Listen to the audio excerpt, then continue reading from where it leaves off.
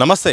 వికారాబాద్లోని Damagundam navy radar project విషయంలో మాత్రం ప్రధానంగా పర్యావరణవేత్తలు మాత్రం అభ్యంతరం వ్యక్తం చేస్తున్నారు. ఎందుకంటే ఇక్కడ గతంలో ఎప్పటి నుండో భూ కేటాయింపుపై చర్చ జరుగుతుంది ప్రభుత్వాల మధ్య, అలాగే కేసులు అవుతున్నాయి. పర్యావరణవేత్తలు కూడా చాలామంది విమర్శిస్తున్నారు, ఆ తర్వాత ఆగిపోతుంది. కానీ ఈ మధ్య కొత్త గవర్నమెంట్ వచ్చిన తర్వాత దానికి సంబంధించిన ఎంఓయూ కూడా పూర్తయింది.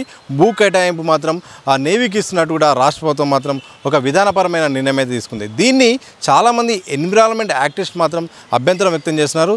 అభ్యంతరానికి గల కారణం ఏంటి, మరిన్ని విషయాలు వాళ్ళని తెలుసుకుందాం. ప్రధానంగా ఏంటి మీ అభ్యంతరం ఏంటి? ఒకవైపు ప్రభుత్వం మాత్రం దాని చెట్లు అంటే ఏ చెట్లు అయితే పోతాయో ఆ చెట్ల ప్లేస్లో రిప్లేస్ చేస్తాం, అలాగే ఏమేమి ఉన్నాయో వాటి సంబంధించిన మాత్రం అని గతంలో తీసుకున్న నిర్ణయం ఒక్కొక్కరు ఒక్కో రీజన్ ప్రభుత్వం చెప్తుంది. ఏంటి ఈ ప్రాజెక్ట్ విషయంలో జరిగే నష్టం ఏంటి?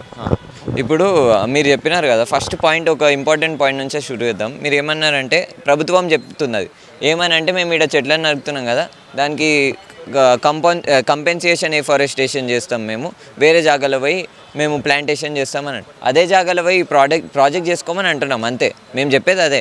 మీరు మీకు ప్లాంటేషన్ చేయాలని మస్తు ఇంట్రెస్ట్ ఉంది, మీకు ప్లాంటేషన్ చేయాలని అంత ప్రేమ ఉంది కదా, మేమేమంటున్నాం అదే ఏడైతే ప్లాంటేషన్ చేస్తున్నారో అక్కడే ఈ ప్రాజెక్ట్ కట్టుకోర్రి. మీరు ఇప్పుడు 11 lakh ట్రీస్ అని అంటున్నారు. వీళ్ళు 11 lakh ట్రీస్ ఎక్కడైతే ప్లాన్ చేద్దామని అనుకుంటున్నారో, ఎన్ని వేల ఎకరాలు అయితే ప్లాన్ చేయాలనుకుంటున్నారో అదే బ్యారెన్ ల్యాండ్లో పోయి మీరు ఈ ప్రాజెక్ట్ చేసుకోర్రి. అడవిని నరకకండి. మీరే ఇక్కడున్న ప్రభుత్వమే, ఇప్పుడు ప్రభుత్వము తనది ఒక డిపార్ట్మెంట్ ఉంటుంది, ఫారెస్ట్ డిపార్ట్మెంట్ అని. ఆ ఫారెస్ట్ డిపార్ట్మెంట్ ఉద్దేశం ఏంది? ఫారెస్ట్ డిపార్ట్మెంట్ ఉద్దేశం ఫారెస్ట్ని రక్షించడము, ఫారెస్ట్లో జరిగే విషయాలన్నింటినీ చూసుకోవడము. కానీ ఫారెస్ట్ డిపార్ట్మెంట్ ఏం చేస్తుంది మన రాష్ట్రంలో? ఫారెస్ట్ డిపార్ట్మెంట్ ఎవరైనా వచ్చారనుకో, వచ్చి మాకు ఈ ప్రాజెక్టు కావాలని అంటే ఉరుక్కుంటూ పోయి ఆ ప్రాజెక్ట్కి సంబంధించిన క్లియరెన్స్, అరే నీ జాబ్ పోతుంది సార్. తెలంగాణలో ఉన్న ఫారెస్ట్లన్నీ ఇట్లా ప్రాజెక్టుల పేరు మీద పోతే నీకు ఏడ జాబ్ ఉంటుంది? నీకు ఫారెస్టే ఉండదు జాబ్ చేయడానికి. ఫారెస్ట్ లేకపోతే ఏడుంటారు, ఎక్కడుంటారు? రేంజ్ ఆఫీసర్లు లేకపోతే డిఎఫ్ఓలు ఉంటారు. మేము కూడా అదే అంటున్నాం, ఫారెస్ట్ డిపార్ట్మెంట్ వాళ్ళ జాబ్లు కూడా కాపాడాలి. అందుకనే ఈ పోరాటం చేస్తున్నాం, పర్యావరణాన్ని కాపాడుకోవాలనే ఈ పోరాటం చేస్తున్నాం. మేము క్లియర్ కట్గా ఏమంటున్నామంటే అడవిలను రక్షించుకోవాలి. అడవిలను రక్షించుకోకపోతే ఏమవుతుంది? మే నెలలో 44 మంది తెలంగాణలో చనిపోయినారు. దేనికి చనిపోయినారు అంటే వరదలు రావడం వల్ల. ఈ 44 మంది ప్రజలు ఘోరమైన వర్షాలు పడ్డాయి మే నెలలో. వర్షాలు పడడం వల్ల 22 మంది ఒకసారి, ఇంకొక రోజు 22 మంది. వర్షాలు పడడం వల్ల పెద్ద పెద్ద బిల్డింగ్లు కూలిపోయి లోపల ఇరుక్కోపోయి చనిపోయినారు, ఇంకా వివిధ విధాలుగా చనిపోయినారు. దీనికి కారణం ఏంది? వాతావరణంలో మార్పు. వాతావరణంలో మార్పు ఎక్కడికెళ్ళి వస్తుంది? మనం చెట్లన్నీ నరికితే మనం ఏదైతే పొల్యూటెడ్ గాలి, ఏదైతే కార్బన్ గాలిలోకి వదులుతున్నామో ఆ గాలిని పీల్చుకునే చెట్లనే మనం నరికేస్తున్నాం. మరి పర్యావరణంలో మార్పులు రావా? వరదలు రావా? ఇంకా భయంకరమైన టెంపరేచర్ ఇంక్రీజ్ అవుతుంది. ఈరోజు రికార్డ్ బ్రేకింగ్ టెంపరేచర్ రికార్డ్ అవుతుంది. ఢిల్లీలో టెంపరేచర్ ఎంత అయింది? 50కి పైగా టెంపరేచర్ పోయింది ఢిల్లీలో. అదే మన తెలంగాణలోనే రికార్డ్ బ్రేకింగ్ టెంపరేచరు. ప్రతి సంవత్సరం సమ్మర్ సీజన్లో ఈరోజు రికార్డ్ బ్రేకింగ్ టెంపరేచరు. ప్రతి ఇయర్ రికార్డ్ బ్రేకింగ్ అవుతుంది. ఇట్లనే పోయిందనుకో, ఇంకొక 2-3 సంవత్సరాల్లో మీరు పండిస్తున్న రైస్ పండదు, మీరు పండిస్తున్న పత్తి పండదు, అన్నిట్లో పురుగులు పడతాయి, రైతులు కూడా ఇబ్బంది పడతారు. ఇవన్నిటిని ఆపాలంటే ఏం చేయాలి? చెట్లను పెంచాలి. ఇవన్నిటిని ఆపాలంటే ఏం చేయాలి? ఉన్న అడవులను రక్షించాలి. నువ్వు ఇప్పుడు ఇదే కంపెన్సేషన్ ఎఫారెస్టేషన్ గురించే మాట్లాడుతున్నా. కంపెన్సేషన్ ఎఫారెస్ట్ అంటూ మస్తు ప్రాజెక్టులు కట్టేసి దానికి ఆల్టర్నేటివ్గా వీళ్ళు చెట్లను పెడతారు. ఇవి చెట్లు ఎప్పుడు పెరగవు, 90% ఫెయిల్ అవుతాయి ఈ చెట్లు. ఎందుకంటే వాటి గురించి కేర్ తీసుకోరు. వీళ్ళు 100 చెట్లు నాటేస్తారు రోడ్డుకి ప్యారలల్గా. నాటినప్పుడు ప్రతి సంవత్సరం అక్కడ చెట్లు నాటుతూ ఉంటారు, ఎందుకంటే అవి చచ్చిపోతాయి. ఒక అడవి 12 లక్షల చెట్లున్న అడవికి ఇంకా నువ్వు రోడ్డు పక్కన నాటే కోటి చెట్లకి కంపారిజనే ఉండదు. ఎందుకంటే ఇది ఆల్రెడీ గ్రోన్ ట్రీస్. ఈ గ్రోన్ ట్రీస్లో చాలా స్ట్రాంగ్ కార్బన్ సింక్ ఉంటుంది. అవి చాలా కార్బన్ని కన్జ్యూమ్ చేస్తుంది, విచ్ ఇస్ గుడ్ ఫర్ వాతావరణంని స్టేబుల్గా ఉంచడానికి. మనము ఇట్లాంటి డీస్టేబులింగ్ పనులను చేయొద్దు. మనము తెలంగాణలో ఒక టార్గెట్ పెట్టుకున్నాము, 33% మనము ఫారెస్ట్ కవర్ ఇంక్రీజ్ చేస్తామని ఒక టార్గెట్ పెట్టుకున్నాం. దానికి అనుగుణంగానే మనము హరితహారం ప్రాజెక్ట్ చేస్తున్నాం. విద్యార్థులందరికీ స్కూల్ టెక్స్ట్ బుక్లు ఏమని చెప్తున్నాం? తెలంగాణ ప్రభుత్వం 33% ఫారెస్ట్ కవర్ ఇంక్రీజ్ చేస్తుందని విద్యార్థులందరికీ తమ పుస్తకాల్లో చెప్తున్నాం. మరి చేస్తున్న పని ఏంది? 12 లక్షల చెట్లను ఎందుకు నరుకుతున్నారు? మరి విద్యార్థులకు ఒకటి చెప్తారు, ప్రాక్టికల్గా ఒకటి చేస్తారు. మేము అందుకనే చెప్తున్నాం, మీ వాల్యూస్కి మీరు నిల్చోండి. ప్రభుత్వం ఇన్ని సంవత్సరాల నుంచి ఏదైతే తమ లెటర్లలో తమ మీటింగ్ మినిట్స్లలో రాసుకొని డిసైడ్ చేసి క్యాంపెయిన్ చేస్తుందో ఇదే ప్రభుత్వం మెట్రో స్టేషన్ల కింద సేవ్ ట్రీస్ అని ఎందుకు రాస్తుంది?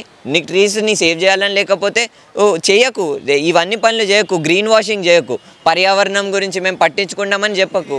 ఇదే సందర్భంలో పర్యావరణ రక్షణ ముఖ్యమే కానీ దేశ రక్షణ కూడా ముఖ్యమే కానీ కొంతమంది వచ్చే అవకాశం ఉంటుంది. ఆ విషయంలో నేవీ విషయంలో ఏం చెప్పదలుచు? మేము అదే అంటున్నాం. మీరు ఇప్పుడు వీళ్ళు ఏమంటున్నారు, నేవీ డిపార్ట్మెంట్ వాళ్ళకి కోర్టు ఏమన్నదంటే కంపెన్సేటరీ ఎఫారెస్టేషన్ చేయమని అన్నది. కంపెన్సేటరీ ఎఫారెస్టేషన్ ఎక్కడైతే చేస్తున్నారో అక్కడికి వెళ్ళి చేసుకోండి అంటున్నాం. మీరు ఒక ల్యాండ్లో వీళ్ళు ఒక ఫారెస్ట్ని నరికేసి ఒక ప్రాజెక్ట్ చేస్తున్నారు కదా, ఆ ఫారెస్ట్ని ఇంకొక ఫారెస్ట్ క్రియేట్ చేస్తామని అంటున్నారు మేము 11 lakh trees. ఆ ఎంటీ ల్యాండ్ ఏడుందో ఆడే చేసుకోండి అని అంటున్నాం. ఎంటీ ల్యాండ్ దొరుకుతలేదా వీళ్ళకి? ఇంకొకటి ఇక్కడ కేవలం పర్యావరణం కాదు ఇష్యూ, ఇక్కడ పబ్లిక్ హెల్త్ అనేది ఇష్యూ. తెలంగాణ ప్రజల పబ్లిక్ హెల్త్. వికారాబాద్లో ఉన్న వాళ్ళు ఎవరు? మా తెలంగాణ ప్రజలు కాదా? సపరేట్ రాష్ట్రం ఎందుకు తెచ్చుకున్నాం? ఆ వికారాబాద్ ప్రజల కోసమే తెచ్చుకున్నాము, ఆ పూడూరు ప్రజల కోసమే తెచ్చుకున్నాము. ఎవరో ఆంధ్రప్రదేశ్ దొరలందరూ వచ్చేసి అక్కడ ఉన్న మన తెలంగాణ వాళ్ళని తొక్కుతున్నారని చెప్పేసి తెలంగాణ రాష్ట్రం తెచ్చుకున్నారు. కానీ ఇప్పుడు ఏం జరుగుతుంది? మనం ఎక్కడో ఒక నేవీ రైడర్ ప్రాజెక్ట్ కోసం అని చెప్పేసి ఇదే navy radar project six multiple లొకేషన్స్లలో ప్రపోజ్ చేసిండ్రంట. 6 ప్లేసెస్కి అప్రోచ్ అయ్యారు. ఇది కోలార్ గోల్డ్ ఫీల్డ్స్, ఇంకా కేరళలో ఒక ప్లేస్, ఇట్లా మల్టిపుల్ ప్లేసెస్లో అప్రోచ్ అయ్యారు. అప్రోచ్ అయితే అక్కడ ఉన్న ప్రజలు వద్దని అన్నారు. మరి తెలంగాణ ప్రజల గురించి సోయలేదా ఫారెస్ట్ డిపార్ట్మెంట్కి కానీ లేకపోతే రేవంత్ రెడ్డి గారికి కానీ మిగతా వాళ్ళకి ఉంది. అందుకనే వాళ్ళు ప్రజలు 18 రాష్ట్రాలలో ప్రొటెస్ట్ చేస్తే అరే ప్రజలు అపోజ్ చేస్తున్నారని ఆపుకున్నారు ఇనాగరేషన్ ప్రాజెక్టు. ఇట్లనే ముందుకు పోతే ఇంకా నిరసనలు జరుగుతాయి, మళ్ళీ వెనకాల తీసుకోవాల్సి వస్తుంది. పక్కా ఈ అడవిని రక్షిస్తాం. At any cost we will save this Damagundam forest. ఏదేం జరిగినా ఈ దమ్మగుండం అడవిని రక్షిస్తారు. నేను ఒక్కడని అనట్లేదు. వికారాబాద్లో ఉన్న ప్రజలు లక్షల లెటర్లు రాసినారు ఎవరికి? ప్రధానమంత్రికి, ప్రెసిడెంట్కి, వీళ్ళందరికీ. గట్లనే ఇంకా పోరాటాలు జరుగుతాయి, నిరసనలు జరుగుతాయి. ఈ అడవిని at any cost we will save. ఏ పరిస్థితి అయినా ఈ అడవిని రక్షిస్తాం. దామగుండం ఒకవేళ రాడర్ కనుక వస్తుంటే అక్కడ ప్రారంభమైతే అక్కడ ఏం జరుగుతుంది? టెక్నికల్గా ఎలాంటి ఇబ్బందులు రాబోతున్నాయి? సో మేజర్గా ఏంటంటే అక్కడ ఎన్వైరన్మెంటల్ మెయిన్గా ఎఫెక్ట్ అవుతుంది. ఇంకోటి ఏంటంటే వికారాబాద్ నుంచి సుమారుగా త్రీ రివర్స్ వస్తున్నాయి. మెయిన్ ఏంటంటే మన మూసీ రివర్ అక్కడ నుంచి ఆరిజినేట్. ఇప్పుడు నార్మల్గా మనం ఇక్కడ గవర్నమెంట్ ఎలాంటి డిసిజన్ తీసుకుంటాయి అంటే మూసీ ప్రశ్నాలన చేస్తున్నాం అన్నట్టు సుమారుగా 100 కోట్లు 200 కోట్లు పెడతాం. ఆల్రెడీ అక్కడ నుంచే మూసీ ఆరిజినేట్ అవుతుంది. మూసీనే ఇక్కడ మనం కడుగుతున్నాం. దానికోసం అసలు మూసే లేదు అక్కడ. సో మూసీ ఆరిజినేట్నే మనం ఆపేస్తున్నాం అన్నట్టు ఈ ప్రాజెక్ట్ వల్ల. మెయిన్గా అక్కడ నుంచి ఎన్నో ఊటలు ఉన్నాయి. సో దాన్ని యాక్విఫర్స్ అంటారు. న్యాచురల్గా వచ్చే వాటర్ ఊటలు. అక్కడ కాగ్నా రివర్ ఉంది, మూసీ రివర్ ఉంది, ఈసా రివర్ అక్కడ నుంచి ఆరిజినేట్ ఉన్నాయి. ఇంకా చాలా ఎండేంజర్డ్ స్పీసెస్ ఉన్నాయి, రేర్ స్పీసెస్ ఉన్నాయి. ఓన్లీ అనంతగిరిలో ఉన్న ఇప్పుడు అనంతగిరిగా హవా సబ్ బీమారికా దవా. సో మనం వికారాబాద్కి వెళ్తే మనం రోగాలు పోతాయి. సో మన ఎంటైర్ తెలంగాణలో ఎక్కడ లేని మెడిసినల్ ప్లాంట్స్ అక్కడ హబ్ అన్నట్టు, ఒక మెడిసినల్ హబ్. అక్కడ రేర్ ప్లాంట్స్ ఉన్నాయి, రేర్ యానిమల్స్ ఉన్నాయి, ప్లాంట్ స్పీసీస్ ఉన్నాయి, యానిమల్ స్పీసీస్ ఉన్నాయి, బర్డ్స్ ఉన్నాయి. ఇంకా ఇప్పుడు ఆ దామగుండం అనే ప్లేస్ సుమారుగా 60 గ్రామాలకి ఎఫెక్ట్ అవుతుంది. సుమారుగా 60,000 మందికి ఎఫెక్ట్ అవుతుంది. సో డైరెక్ట్గా ఎఫెక్ట్ అవుతుంది, ఇండైరెక్ట్గా ఎఫెక్ట్ అవుతుంది. సో దీన్ని ఈ దృష్టి తీసుకొని మేము #సేవ్ దామగుండం అనేది ఒక కాన్సెప్ట్ తీసుకొచ్చినాం. సో అందరిని మేము పిలిపిస్తున్నాం. అందరు ప్రొటెక్ట్ చేయాలి, దీని గురించి మాట్లాడాలి.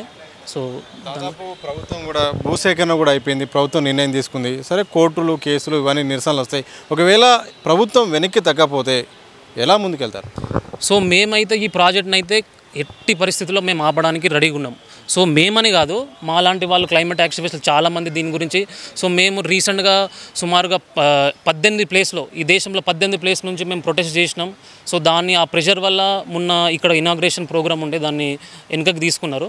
సో మేము దాని గురించి ఇంకా ముందుకు వెళ్తాం.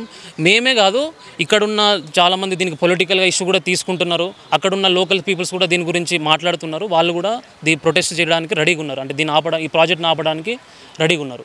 చివరిగా ఏం జరగబోతుంది ఒకవేళ ప్రాజెక్ట్ వస్తే? వ్యక్తులకు ఆరోగ్యపరంగా ఎలాంటి ఇబ్బందులు రాబోతుంది? సో మేజర్గా ఏంటంటే అక్కడ వాటర్ ప్రాబ్లం తగ్గిపోతుంది. సో అక్కడ వాటర్ ఎప్పుడైతే అయిపోతుందో ఆటోమేటిక్గా అక్కడ ఉన్న అగ్రికల్చర్స్ మీద ఎఫెక్ట్ అవుతుంది, నార్మల్గా హ్యూమన్ పైన ఎఫెక్ట్ అవుతుంది. ఇంకా మన ఎన్వైరన్మెంటల్ మనం సరిగా ఆక్సిజన్ సరిగా దొరకదు. ఇంకోటి ఏంటంటే అక్కడ నుంచి మైగ్రేషన్ అవుతారు పీపుల్. ఎప్పుడైతే అక్కడ రాడర్ స్టేషన్ కడతామో అక్కడ నుంచి చాలా మనకు రేడియేషన్స్ వస్తుంది. సో అక్కడ ఏంటంటే 2 టైప్స్ ఆఫ్ ప్రాజెక్ట్ ఫ్రీక్వెన్సీస్ ఉంటాయి సార్. ఏంటంటే ఒకటి ఈఎల్ఎఫ్ అని ఉంటుంది, ఒకటి విఎల్ఎఫ్ అని ఉంటుంది. సో విఎల్ఎఫ్ ఏంటంటే దాని రేంజ్ వచ్చేసి సుమారుగా 100 కిలోమీటర్స్ వరకు రేంజ్ ఉంటుంది. సో దాని నుంచి కొంచెం మనకు నార్మల్ ప్రాబ్లమ్స్ వస్తాయి. కానీ ఎక్స్ట్రీమ్లీ లో ఫ్రీక్వెన్సీ అని ఒక ఉంటుంది కాన్సెప్ట్. దానిది ఎట్లా అంటే సుమారుగా 1000 కిలోమీటర్ వరకు దాని రేంజ్ ఉంటుంది. సో దాని నుంచి క్యాన్సర్స్ వస్తాయి మనకు. ఇప్పుడు మనం నార్మల్గా గూగుల్లో పోయి కొట్టండి ఎక్స్ట్రీమ్లీ లో ఫ్రీక్వెన్సీ, గూగుల్లో పోయి కొట్టండి దానికి ఎఫెక్ట్స్ ఏంది అంటే కొడితే మీకే వస్తాయి. దాని నుంచి కార్సినోజెనిక్ ఎఫెక్ట్స్ వస్తాయి, క్యాన్సర్స్ వస్తాయి, నెక్స్ట్ ఆల్జీమర్స్ వస్తాయి. సో ఇలాంటి ఎఫెక్ట్స్ చాలా ఉన్నాయి. సో ఆటోమేటిక్గా అక్కడ ఉన్న పీపుల్స్కి ఎఫెక్ట్ అవుతుంది. వాళ్ళు అక్కడ నుంచి ఇంకో 10 సంవత్సరాల నుంచి వికారాబాద్లో చుట్టూ ఉన్న 60,000 మంది అక్కడ నుంచి ట్రాన్స్లోకేట్ అవ్వాల్సి వస్తుంది. అక్కడ నుంచి వలసకు వెళ్ళాలి. అది ఏదైతే వికారాబాద్లో దామగుండం సంబంధించిన ర్యాడర్ సంబంధించింది అయితే ఈ యొక్క కేంద్రం ఉందో, ఈ ర్యాడర్ కేంద్రం వల్ల స్థానికంగా చాలా ఇబ్బందులు వస్తాయి. భవిష్యత్తులో కూడా ఇక్కడ స్థానికంగా ఇప్పటికే మూసి పరివాహక ప్రాంతమైన ఆ ప్రాంతానికి మాత్రం చాలా ఇబ్బందులు వస్తాయి. పర్యావరణవేత్తలు ఇప్పటికైనా ప్రభుత్వం ఆలోచించాలని కూడా చాలామంది ఇప్పటికే గవర్నమెంట్ దృష్టికి తీసుకెళ్తున్నారు. అలాగే నిరసనలు వ్యక్తం చేస్తున్నారు, కోర్టు దృష్టికి వెళ్తున్నారు.